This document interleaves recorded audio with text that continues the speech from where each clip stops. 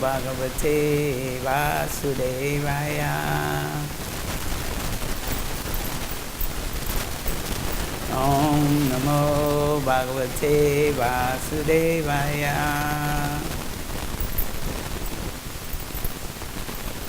Om Namo Bhagavate Vasudevaya.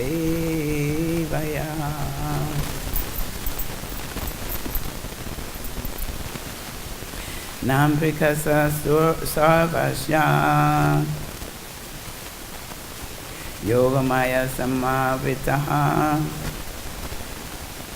Muroyam Nabijanati Lokomam Ajam Avyayam.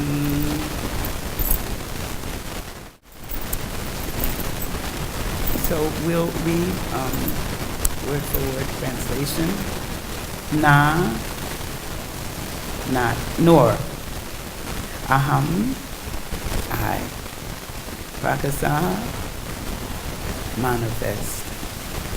Sarvasya, to everyone.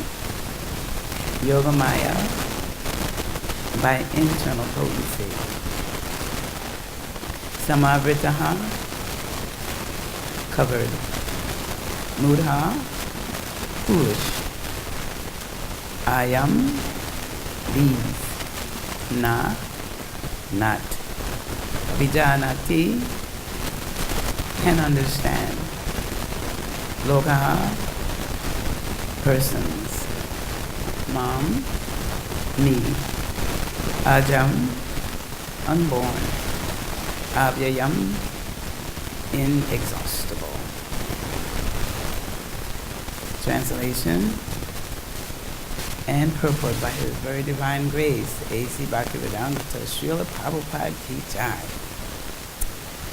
I am never manifest to the foolish and unintelligent. For them I am covered by my internal potency, and therefore they do not know that I am unborn and infallible. Please repeat. I am never manifest to the foolish and unintelligent. For them I am covered by my internal potency, and therefore they do not know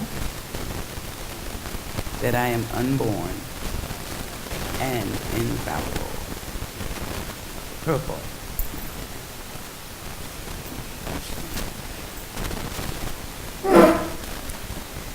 It may be argued that since Krishna was visible to everyone when he was present on earth, then how can it be said that he is not manifest to everyone? But actually, he was not manifest to everyone. When Krishna was present, there were only a few people who could understand him to be the Supreme Personality of Godhead. In the assembly of Kurus, when Shishupal spoke against Krishna's being elected president of the assembly, Bhishma supported him and proclaimed him to be the Supreme God. Similarly, the Pandavas and a few others knew that he was the Supreme, but not everyone. He was not revealed to the non-devotees and the common man. Therefore, in the Bhagavad-Gita, Krishna says that but for his pure devotees, all men consider him to be like themselves. He was manifest only to his devotees as the reservoir of all pleasure. But to others, to unintelligent non-devotees, he was covered by his internal potency. In the prayers of Kunti in the Srimad Bhagavatam, Canto 1, Chapter 8, Text 19, it is said that the Lord is covered by the curtain of Yogamaya, and thus ordinary people cannot understand him. This Yogamaya curtain is also confirmed in the Ishopanishad Mantra 15, in which the devotee prays, Hiranmayena patrena satyasya vihitam mukam tatvam pushan apavinu satyadharmaya dishtaye. O my Lord, you are the maintainer of the entire universe, and devotional service to you is the highest religious principle. Therefore, I pray that you will also maintain me. Your transcendental form is covered by the Yoga Maya. The Brahma-jyoti is the covering of the internal potency. May you kindly remove this glowing effulgence that impedes my seeing your Saksidananda Vigraha, your eternal form of bliss and knowledge. The Supreme Person of Godhead in his transcendental form of bliss and knowledge is covered by the internal potency of the Brahma-jyoti, and the less intelligent impersonals cannot see the Supreme on this account. Also in Vishnu Bhagavatam, Canto 10, Chapter 14, Text 7, there is the prayer by Brahma. O Supreme Person of Godhead, O Super Soul, O Master of all mystery, who can calculate your potency and pastimes in this world? You are always expanding your internal potency, and therefore no one can understand you. Learned scientists and learned scholars can examine the atomic constitution of the material world, or even the planets, but still they are unable to calculate your energy and potency, although you are present before them. The Supreme Person of Godhead, Lord Krishna, is not only unborn, but also avyaya, inexhaustible. His eternal form is bliss and knowledge, and his energies are all inexhaustible.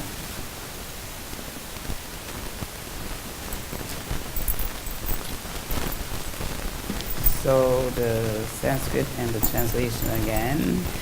Naham Prakasa Sarvasya Yogamaya Samavitaha Mruyam Navijananti Lokamam Avyayam. I'm never manifest to the foolish and unintelligent. For them I'm covered by my internal potency, and therefore they do not know that I am unborn and infallible. So the first point here is that Krishna was present on the earth and was visible to everyone, but everyone didn't understand him as the Supreme Person of Godhead.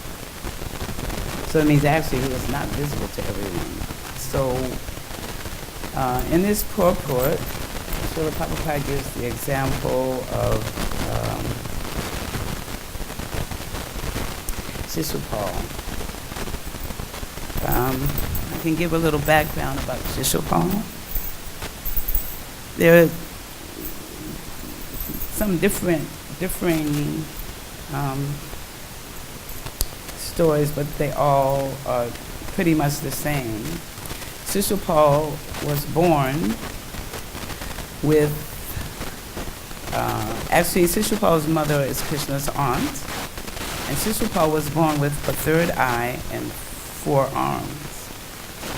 So the mother was like puzzled as to why this happened. So there was a voice from the sky which told her that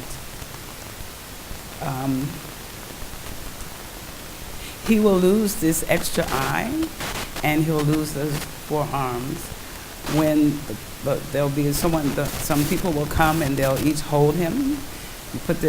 Your mother will put them in her lap and everyone can hold him. So she had some visitors. So she went around to each person and she put Shishupal in their lap.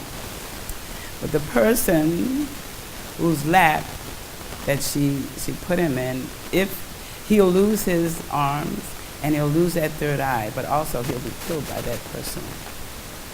So when she went around putting the child into all the arms, then she put him in Krishna's arm, and then his third eye disappeared and his extra arms fell off. So then the aunt became very afraid, and she was begging Krishna, please don't kill my child, please don't kill my child. And Krishna said, okay, I'll give him 100 opportunities. If he makes 100 offenses, the 100 offenses to me, then I will have to end his life. So in this pastime that Prabhupada is talking about,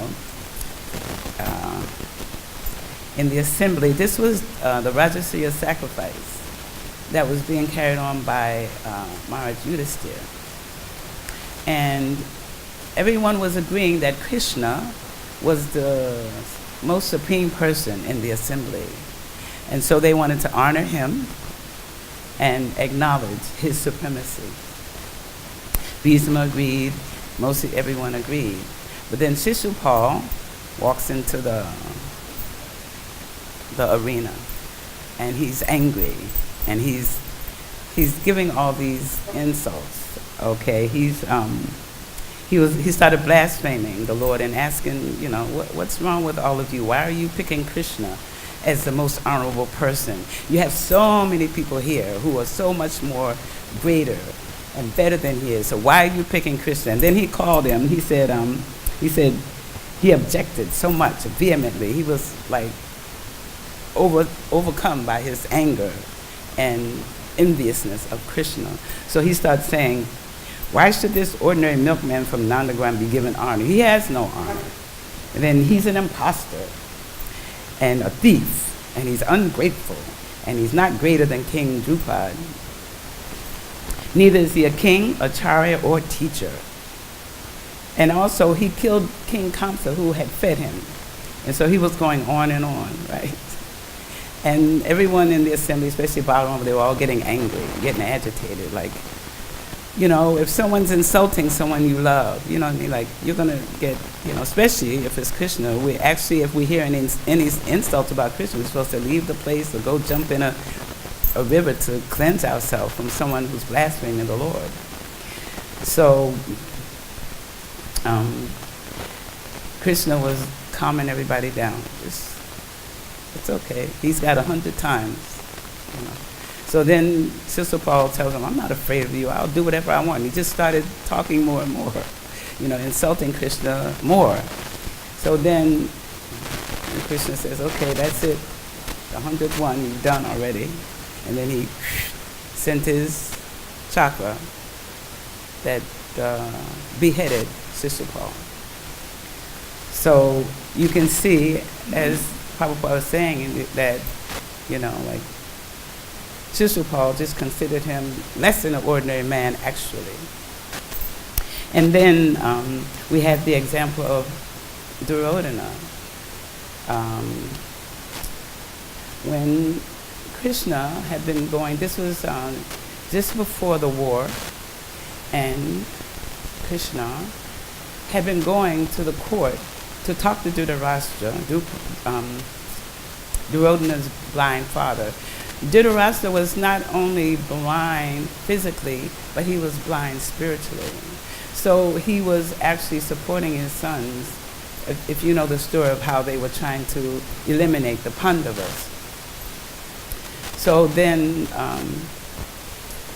Krishna came into the courtroom, Dhritarashtra's courtroom, and started trying to talk to Dhritarashtra about peace, because Krishna wanted to use every avenue to bring about peace and not war.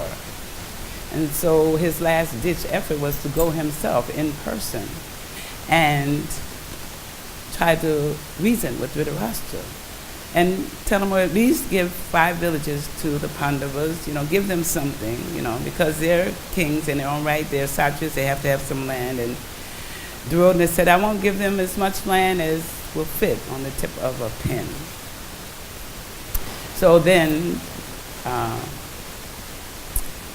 Duryodhana was getting more and more agitated by Krishna's presence, especially the more Krishna talked. So then, and actually Duryodhana had in his mind that if Krishna comes in here and tries to talk to anybody about anything, I'm going to have him arrested. That was in his mind from the very beginning.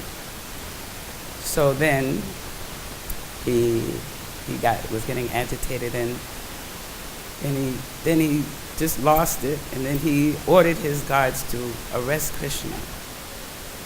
So then Krishna manifested his Vishnu form with 4 arms, but he also became very huge. He manifested his full self in the assembly. And there were only a few people who knew that Krishna recognized him as the Supreme Person of Godhead. But Duryodhana didn't, even though, he saw the form, but still, he just said, oh, this is just trickery. He's actually nothing. Actually, he's nothing more than me. So Rodna had a really puffed up how he valued himself, more than anyone else, and what he wanted and what he needed. So, and as we speak about these pastimes, we know that these are all arranged by Krishna, our Lord Krishna, either by his external or internal potency, either Maya, Mahamaya, or Yogamaya. So these people, and there were others who are,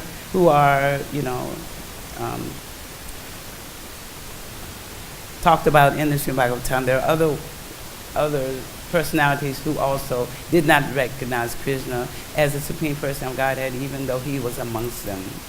And they still thought of him as an ordinary person. So these persons, these demons, they're unable to recognize the highest spirituality of Krishna's transcendental position, especially if he's appearing as a human being. So it's said in Bhagavad-Gita 9:11, avajananti mam mudha manusem tanu ashritam param bhavam ajananto mama bhuta maheswaram. And that he says, fools deride me when I appear in human form. The rest of that is, I think I said 9:11. I'll read the rest of it to you.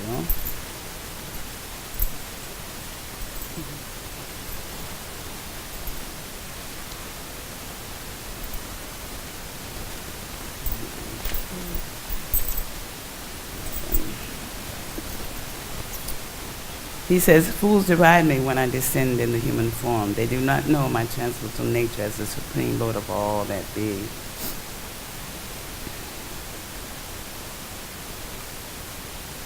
And I'll just read a little bit of the purport as we go on. From the other explanations of the previous verses in this chapter, it is clear that the Supreme Person of Godhead, although appearing like a human being, is not a common man. The Person of Godhead, who conducts through creation, maintenance, and annihilation of the complete cosmic manifestation, cannot be a human being. Yet, there are many foolish men who consider Krishna to be merely a powerful man and nothing more.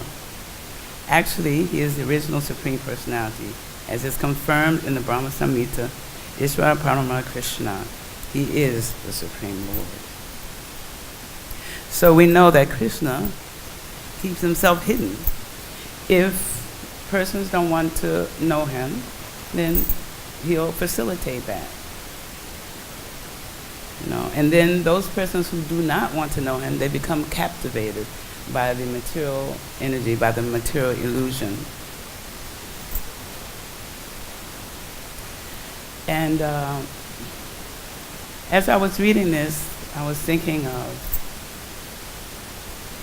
I'm sure we've all had, these realizations. Especially, I've talked to a lot of pujaris, and I also, my whole devotional service was pujari. And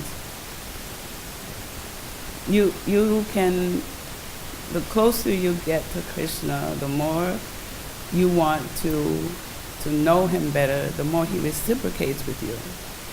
So there are stories like, so many stories of him relating to the devotees and showing, that he's an individual, he's a person. Actually, I'm digressing, but as an individual person, like he has his tastes, he has his dislikes, he has feelings, and I've heard pujaris talk about how they'll remark, if they're feeding him nicely, they'll say, oh, Krishna's cheeks are getting so fat. He's enjoying, the offerings that are making. He gets a little chubby. You can see, If you look at the pictures of the deities around the world, and I look at them often, and I see how much Krishna is reciprocating with his devotees. He's so beautiful how they dress him, So they have to be having the realization, and Krishna's given them the realization of his his connectedness to them, his form, his person, his, as I said before, his likes and dislikes. I remember one time I was on the altar, we were on the altar with some devotee, and the person was trying to put his effulgence on, and the effulgence wouldn't go on, and in fact, it flew off, it flew off Krishna's head and flew all the way across to the front of the altar. And so there are a lot of things that happen, which means that Krishna lets you know what he likes and what he doesn't like. You know, he can reveal himself to you. You know, like you read in the Krishna book about how Krishna, before he went to fight or went to wrestle with anyone, he just kind of like straightened up his clothes. You know, that's his individuality. He straightened himself, made sure he was in. Now, who's getting ready to go to fight, you're going to go straighten your clothes. But that's Krishna's individuality and his personality. He straightened up his clothes and said, okay, let's get it on, you know, because Krishna likes a good fight. And I was saying how even there are some stories from like Mayapur, how there used to be a journal that came out called the Mayapur Journal, and there were stories in there about devotees' interactions with the deities, and most particularly with Lord Nrsimhadev. And there were so many stories, particularly one story that's Mataji, even Srila Prabhupada also reciprocates, speaks to devotees. But let's get back to Krishna. So the deity was, this one person came and the devotee came, and the deity was telling her, the Nrsimhadev deity was telling her, I want my eyes back. And she heard this voice, but she was thinking, I think I'm hearing things. She wasn't taking it very seriously. So then the next day she went back, and he was telling her the same thing, I want my eyes back. So she was like a little disturbed, and you know, it's hard to go tell somebody something because you're thinking, oh, they won't believe me if I tell them that the Lord spoke to me like this. But she went to see the head Pujari, His Grace Janani Vas and Pankajangri, and she hesitantly told them, Lord Nrsimha told me that he wanted his eyes back. I'm just telling you this, I don't know if you're going to believe me, but he was talking to me. And then Pankajangri could understand, because what had happened, they had changed the Lord's eyes. You know, like sometimes when, you know, the deities are painted by someone, they change their whole expression, or they change the way they look, or, you know, which, you know, you shouldn't do. And so someone had changed Lord Nrsimha's eyes, and he wanted the original ones back. So Janani Vas and Pankajangri made sure that the deity got his eyes back, because he spoke through this devotee to let them know, this is what I want. You know, so you get it done. So there's so many stories like this with the deities reciprocating with the devotees, not just the Jayaras, but devotees. And this one thing about Srila Prabhupada, even devotees have a lot of interaction with Srila Prabhupada. So it's not just we're looking at a statue. It may be made of material elements because Krishna owns all the material elements, but he is manifest in that form for us so we can serve him, and because we have material vision. But still, you know, we can appreciate that this is actually Krishna, you know, and he's reciprocating us to the extent that we give ourselves to him. So this one last incident before I go on. Years back, many years back, there were some disturbances in New Vrindavan in the U.S. And so one Mataji came in there, older woman, and she wasn't a devotee actually. She used to visit the temple a lot, but she wasn't a devotee. I mean, you know, not in the formal sense of having taken initiation like that, but she was dedicated to coming to the temple. So when she came in, she heard someone say, take my shoes. And then she was looking around thinking, who's that? I mean, what's happening, And then she heard it again, take my shoes. And then she realized that it was coming from Srila Prabhupada, the Murti. He wanted her to take the shoes and keep them until such time as they are to be returned. So she did that because there were so many things happening in New Vrindavan that Srila Prabhupada was not pleased with, and they were really deep things that were happening. And so she kept them for several years. And then when she finally brought them back, she talked to the temple president and told him, that she had the shoes and what had happened, and that he was telling her in her dream now that she can bring them back to New Vrindavan. So these murtis, it helps us realize the presence of Srila Prabhupada and the presence of Krishna and their kindness and mercy upon us. So,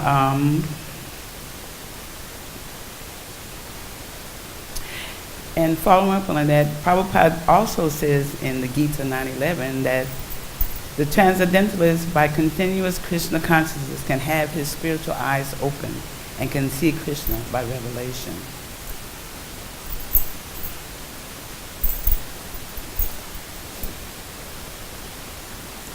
So, and also further on, he talks about the foolish, the unintelligent, the common man, how they are unable to understand him. So, in the Srimad Bhagavatam, Canto 11, I didn't put all the numbers here, but it's in the Srimad Bhagavatam. He's saying that those who can't go beyond their own personal capacity so consider the Lord on the level of one's own limited potency. They cannot be convinced that the Supreme Person of Godhead is always unaffected by the three modes of material nature. And this is how Prabhupada is defining the common man. And they are deluded by duality, enviousness. They're fools and rascals. They have the four defects. Their relationships in the material arena are all mercenary. They just want something. That's why they're working, and even in their relationships, their personal relationships, it's only for sense gratification. They have a bodily concept of life, and their so-called success, Krishna calls it Maya, and they're always talking nonsense and working very hard like asses.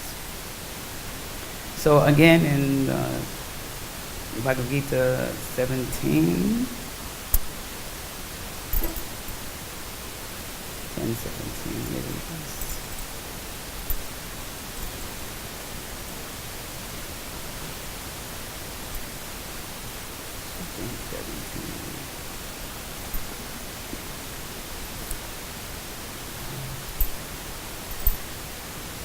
Katam vidyam aham yogim twam sada parichintayam keshu chabhaveshu chintoshi bhagavan maya.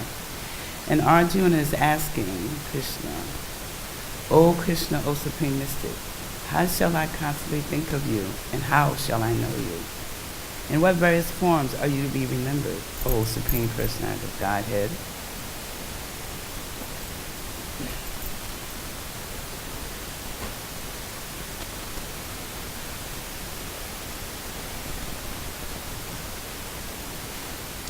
So I'll read a little bit of the purport. As it is stated in the previous chapter, the Supreme Person of Godhead is covered by his Yoga Maya. Only surrendered souls and devotees can see him. Now Arjuna is convinced that his friend Krishna is the Supreme Godhead, but he wants to know the general process by which the all-pervading Lord can be understood by the common man. Common men, including the demons and atheists, cannot know Krishna because he is guarded by his Yoga Maya energy. Again, these questions are asked by Arjuna for their benefit. So, we know that Arjuna is just taking the part of a devotee because he's never in illusion, actually. But he took the part of a devotee, so we, can get the Bhagavad-Gita and can change our position in this material world, to come to understand our eternal constitutional position and our relationship to Krishna. Again, these questions are asked by Arjuna for their benefit. The superior devotee is concerned not only for his own understanding, but for the understanding of all mankind. So we see now in this period in time, all those devotees who are going out and giving books out so that we can help everyone understand their position and understand the Supreme Personality of Godhead. And as you know, Malati and Shamasundar were one of the first devotees, Prabhupada devotees, who came to him, and they were the first ones who had a child, the first child born in the Krishna consciousness movement, and her name was Saraswati. So Saraswati, at the age of 3, would go around, wherever they went, she would go around asking people, do you know who is Krishna? She was preaching. So that's preaching. It's not very difficult. You just go and you tell them, and they would say either no, or she would just instruct them. Krishna is the Supreme Person of Godhead, and you should worship him. And this is at 3 years old. She was telling them like that.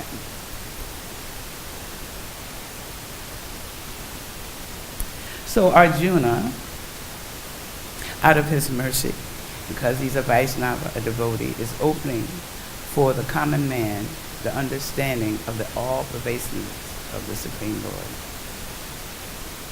He addresses Krishna specifically as Yogi, because Sri Krishna is the master of the Yogamaya energy, by which he is covered and uncovered to the common man. The common man who has no love for Krishna cannot always think of Krishna. Therefore, he has to think materially. So we know that we are supposed to always remember Krishna and never forget Krishna.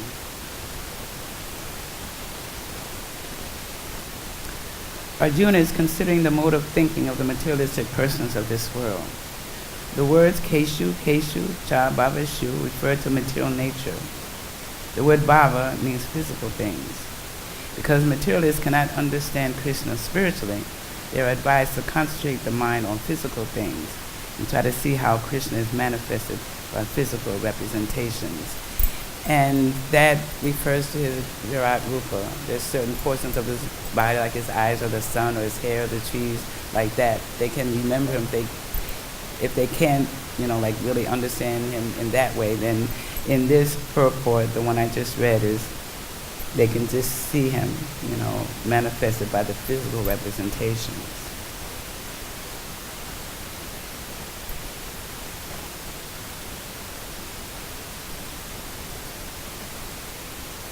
And we see that, as we read the scriptures, that, except for his pure devotees, because of the materialist limited ability to recognize Krishna, they think that Krishna is like themselves. Or he's just like me. Because no one wants anyone to be, the materialists don't want anyone to be greater than them. They want to be the greatest.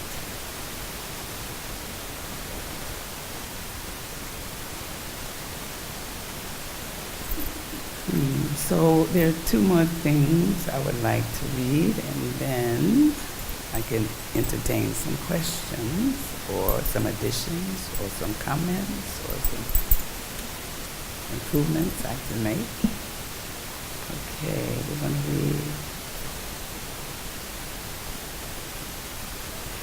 I'll just read one. I'll read the Srimad Bhagavatam, 1:15:35.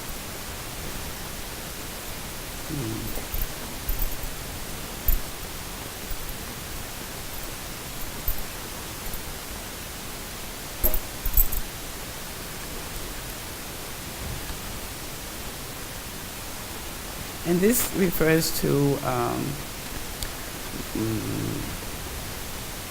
when Krishna left the planet. because it is stated in the scriptures that he was shot in the foot by an arrow. So that could also lead materialists to think that Krishna is an ordinary person and he dies in an ordinary way. But this, as I'm going to read, refutes that thinking. The Supreme Lord relinquished the body which he manifested to diminish the burden of the earth. Just like a magician, he relinquishes one body to accept different ones, like the fish incarnation and others. The Supreme Person of Godhead is neither impersonal nor formless, but his body is non-different from him, and therefore he is known as the embodiment of eternity, knowledge, and bliss. In the Brihad Vaishnava Tantra, it is clearly mentioned that anyone who considers the form of Lord Krishna to be made of material energy must be ostracized by all means. And if by chance the face of such an infidel is seen, one must clean himself by jumping in the river with his clothing. The Lord is described as Amrita, or deathless, because he has no material body. Under the circumstances, the Lord's dying or quitting his body is like the jugglery of a magician. The magician shows by his tricks that he is cut to pieces, burnt to ashes, or made unconscious by hypnotic influences, but all are false shows only.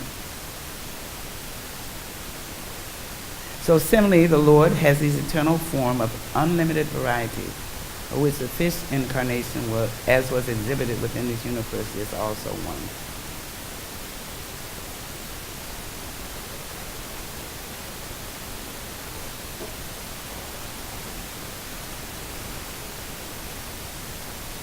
The Lord says in Bhagavad-Gita 7:24-25, there, he's quoting the Bhagavad-Gita in this Srimad Bhagavatam verse.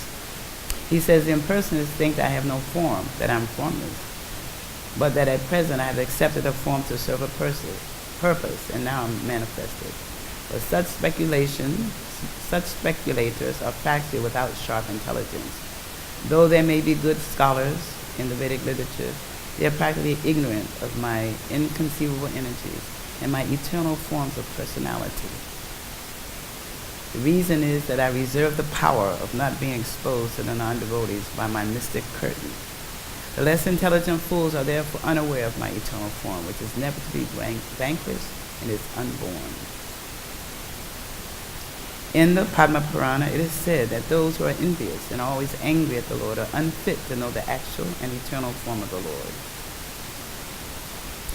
In the Bhagavatam also, it is said that the Lord appeared like a thunderbolt to those who were wrestlers.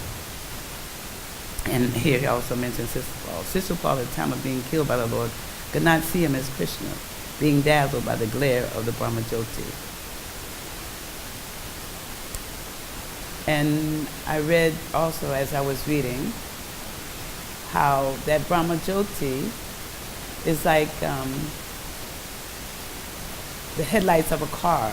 So if you're out at night and the headlights of a car are so bright, you can't see anything beyond those lights. So this is the analogy that Prabhupada gives. The bright lights of a headlight, if you're out, you can't see anything but those lights. So this is what happens to the impersonalists and materialists, or those who don't want to know Krishna in his form. Therefore, the temporary manifestation of the Lord as a thunderbolt to the wrestlers appointed by Kamsa, or the glaring appearance of the Lord before Shishupal, was relinquished by the Lord. But the Lord as a magician is eternally existent and is never vanquished in any circumstances. And just a couple of more things before I conclude. So 2 things I'd like to read. One, I got this from Prabhupada Vani, the site that they have on you can Google it. So Prabhupada says, we're giving chance to the bewildered person, the misled person, the materialistic person, to take up with this Krishna consciousness movement.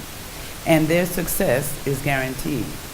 Because Krishna says, Aham tvam sava papebhyo mokshayishyami ma suchaha. And that comes from Bhagavad-Gita 1866. If you think Krishna is an ordinary person, how?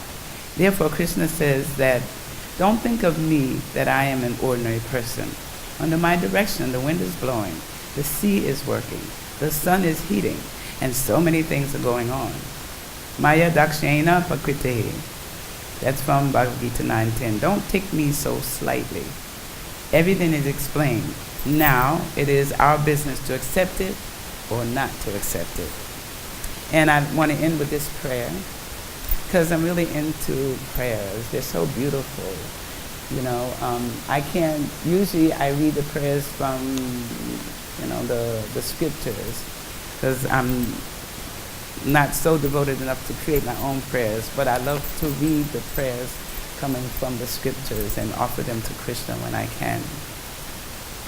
My dear Lord, your two lotus feet are so beautiful that they appear like two blossoming petals of the lotus flower, which grows during the autumn season. Indeed, the nails of your lotus feet emanate such a great effulgence that they immediately dissipate all the darkness in the heart of a conditioned soul. My dear Lord, kindly show me that form of yours, which always dissipates all kinds of darkness in the heart of a devotee. My dear Lord, you are the supreme master of everyone. Therefore, all conditioned souls covered with the darkness of ignorance can be enlightened by you as the spiritual master. And that comes from Srimad Bhagavatam 4:24-52. So I'll end here, and I thank you all very much for your attention. And it's open if you have any questions, any additions, any comments.